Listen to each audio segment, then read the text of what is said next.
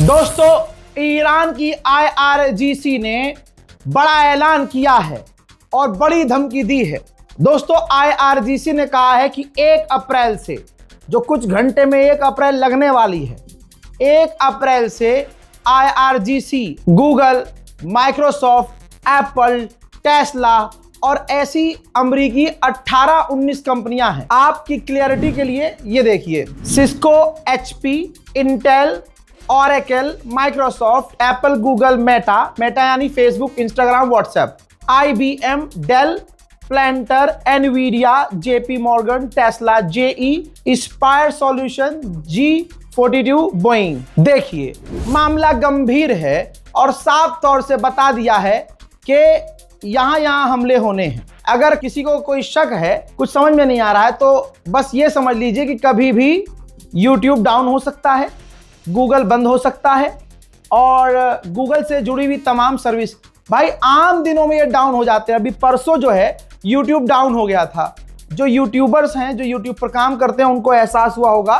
मैंने ट्वीट भी किया था और मैंने एक वीडियो में बोला भी था कि YouTube काफी डाउन हो चुका है, स्लो हो गया है घंटों तक, और अगले दिन भी स्लो रहा। तो उस वक्त भी दिल धक धक कर रहा था कि कहीं लाल सागर के अंदर जो इंटरनेशनल वाटर के अंदर से ये जो दुनिया को जोड़ने वाला इंटरनेट है, उसकी जो वायर गई है, कहीं ऐसा ना हो कि ईरान ने हूथी से कह के वो तार उड़वा दिया हो। कुछ भी हो सकता है, दुनिया एक दूसरे से कट सकती है, इंटरनेट से ही जुड़ी हुई है। यूट्यूब पे आइए, गूगल भी यूट्यूब का ही है, गूगल, जीमेल, ठीक है, बहुत सारी चीजें हैं, ऐप्स हैं जो गूगल से जुड़ी हुई हैं।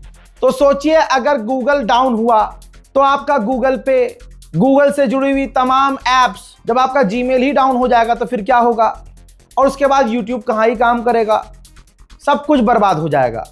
तो इसीलिए अपडेट दे रहा हूं कि अल्लाह ना करे, अगर यूट्यूब काम ना करे तो भैया अब तो सामान समेटने की तैयारी कर दी हमने, तो कि चलो भैया ऐसे नहीं तो ऐसे घर जाके आराम करेंगे। अब बहरहाल, ईरान ने क्यों टारगेट करने को कहा है? ईरान ने कहा कि ये जो कंपनियां हैं अपनी ऐप, अपनी AI, एडवांस टेक्नोलॉजी का इस्तेमाल करके हमारी जासूसी कर रही हैं, हम पर नजर रख रही हैं। तो दोस्तों, ये बहुत बड़ी बात है।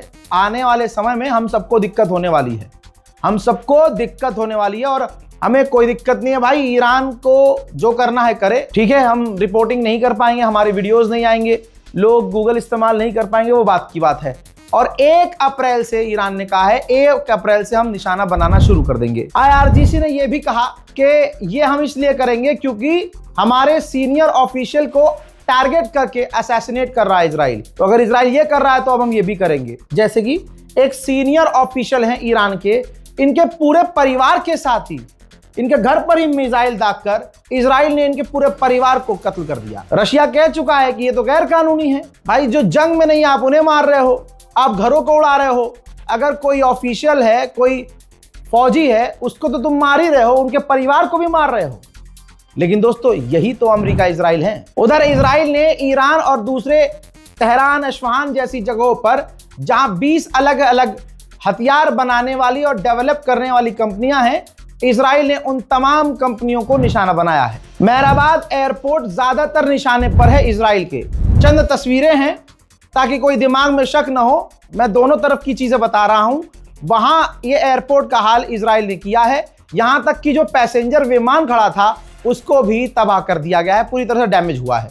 और महान एयरलाइंस को 24 घंटे पहले तबाह कर चुका है, जो इंडिया आने वाली थी मदद लेने के लिए, जिस पर ईरान अभी तक भड़का हुआ है। ऐसे ही ईरान के करमनशाह पर बड़ा हमला इजराइल ने किया। इसमें 3 सिविलियंस की मौत हुई और 15 घायल हुए। इजराइल की जो शैतानी है, उसका जो हरामीपन है, माजरत, वो खुद अमेरिकी सेनेटर ने अमेरिकी चैनल पर खोल दिया है। बहुत बड़ी बात है, समझिएगा। अमेरिकी सेनेटर ने बताया है भाई कि इजराइल यानी नेतन्याहू जानबूझकर ईरान के उन दिग्गज नेताओं को ढूंढ कर कत्ल कर रहा है जिन ईरान के टॉप लीडरों से डोनाल्ड ट्रंप बात करने की कोशिश कर रहे हैं।